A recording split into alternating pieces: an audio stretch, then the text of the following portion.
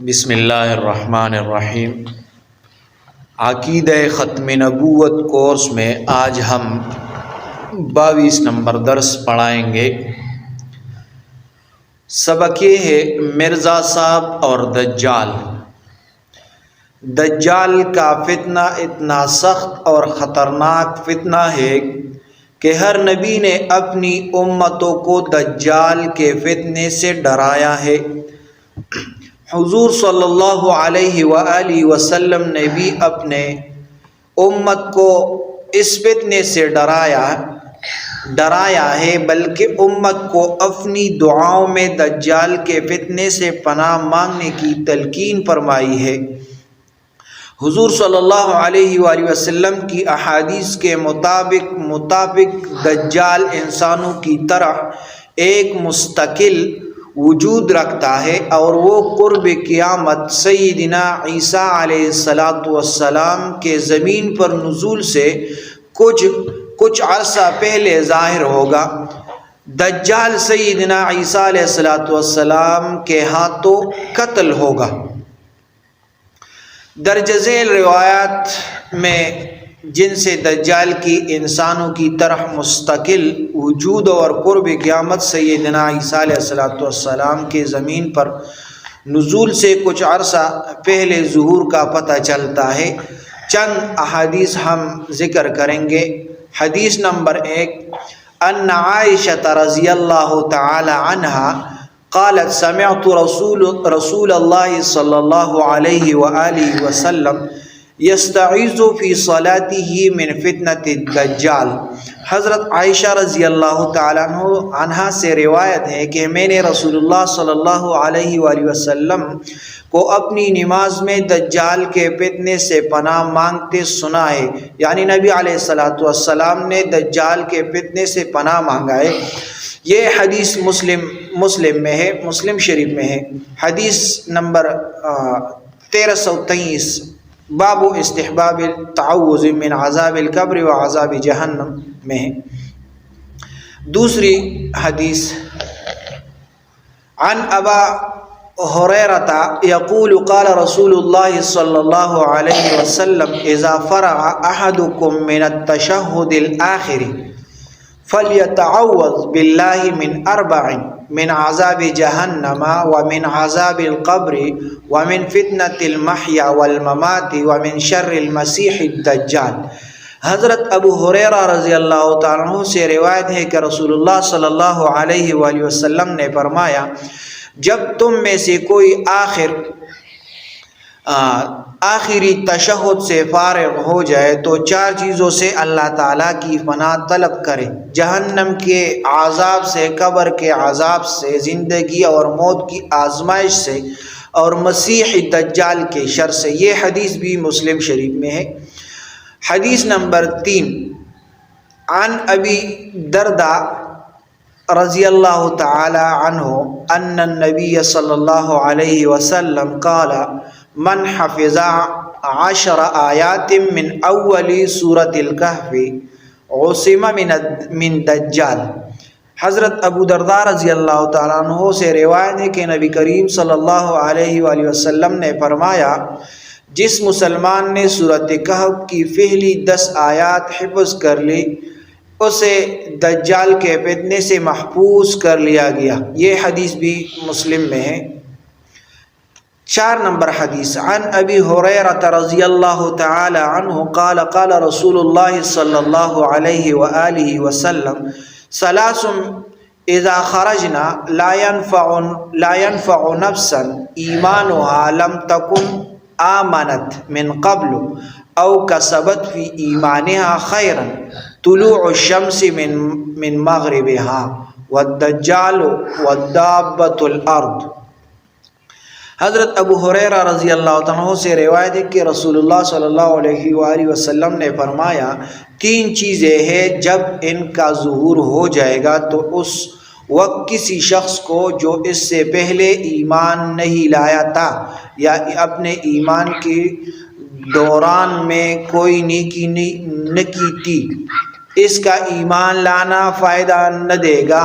سورج کا مغرب سے طلوع ہونا دجال اور دابۃ الارض زمین سے ایک عجیب الخلق جانور نکلنا، یہ حدیث بھی مسلم میں ہے۔ حدیث نمبر 5 بھی اسی طرح ہے، عن عبداللہ ابن عمر ان رسول اللہ صلی اللہ علیہ وسلم قال ارانی لیلۃ عند الکعبۃ فرأیت رجلا آدم کاحسن ما انت راء من ادم الرجال له لمۃ کاحسن ما انت راء من اللمم قد رجلها فهي تقطر ماء متكئا على رجلين۔ بڑی حدیث ہے، ہم صرف ترجمہ ذکر کریں گے۔ حضرت عبداللہ ابن عمر سے روایت ہے کہ رسول اللہ صلی اللہ علیہ وسلم نے فرمایا، میں نے ایک رات اپنے آپ کو کعبہ کے پاس دیکھا تو میں نے ایک گندم گو شخص دیکھا۔ گندم گو لوگوں میں سب سے خوبصورت تھا جنہیں تم دیکھتے ہو، ان کی لمبی لمبی لٹیں تھے جو جوان لٹوں میں سب سے خوبصورت تھے جنہیں تم دیکھتے ہو، ان کو کنگی ہوئی تھی اور ان میں سے پانی کے قطرے ٹپک رہے تھے۔ دو آدمیوں کا سہارا لیا ہوا تھا، وہ بیت اللہ کا طواف کر رہے تھے۔ میں نے پوچھا یہ کون ہے؟ کہا گیا یہ مسیح ابن مریم ہے۔ پھر اچانک میں نے ایک آدمی دیکھا، الجھے ہوئے کنگر یا بالوں والا، دائیں آنکھ کانی تھی جیسے انگور کا ابھرا ہوا دانہ ہو۔ میں نے پوچھا یہ کون ہے؟ تو کہا گیا یہ مسیح دجال، جھوٹا یا مصنوعی مسیح ہے۔ یہ حدیث بھی مسلم شریف میں ہے۔ اسی طرح اور احادیث بھی بہت زیادہ ہے، ہم نے تو یہ 4-5 احادیث ذکر کیے۔ اب ہم یہ بیان کریں گے دجال کا حلیہ کیسا ہوگا۔ دجال کا حلیہ، ہمیں احادیث مبارکہ سے دجال کا جو حلیہ اور چند دوسری معلومات معلوم ہوتی ہے، ان پر ایک نظر ڈالتے ہیں۔ نمبر 1، دجال جوان ہوگا اور عبد العزیٰ بن قطن کے مشابہ ہوگا، یہ حدیث مسلم شریف میں ہے۔ نمبر 2، دجال کا رنگ گندمی اور بال پیچیدار ہوگے، یہ حدیث بھی مسلم میں ہے۔ نمبر 3، دونوں آنکھیں عیب دار ہوں گے، بخاری شریف میں یہ حدیث ہے۔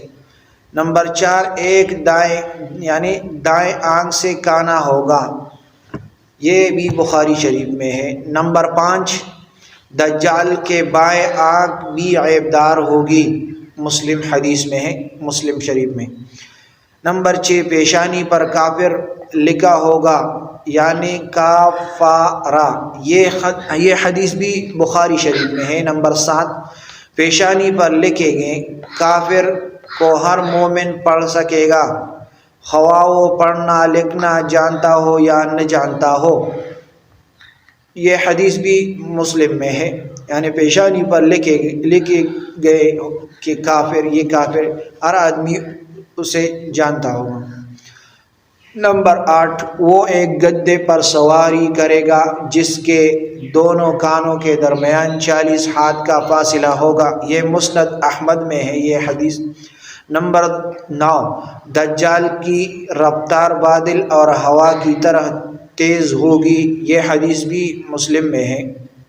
نمبر 10، تیزی سے پوری دنیا میں پھر جائے گا جیسے زمین اس کے واسطے لپیٹ دی گئی، یہ حدیث بھی مسلم میں ہے۔ نمبر 11، ہر طرف فساد پھیلائے گا، یہ حدیث بھی مسلم میں ہے۔ نمبر 12، مکہ معظمہ اور مدینہ طیبہ میں داخل نہیں ہو پائے گا، یہ حدیث بخاری میں ہے۔ نمبر 13، مکہ معظمہ مدینہ طیبہ کے ہر دروازے پر فرشتوں کا پہرا ہوگا جو اس کو اندر گھسنے نہیں دے گے، یہ حدیث بھی بخاری میں ہے۔ نمبر 14، دجال مدینہ طیبہ کے باہر ٹھہرے گا، یہ حدیث مسلم میں ہے۔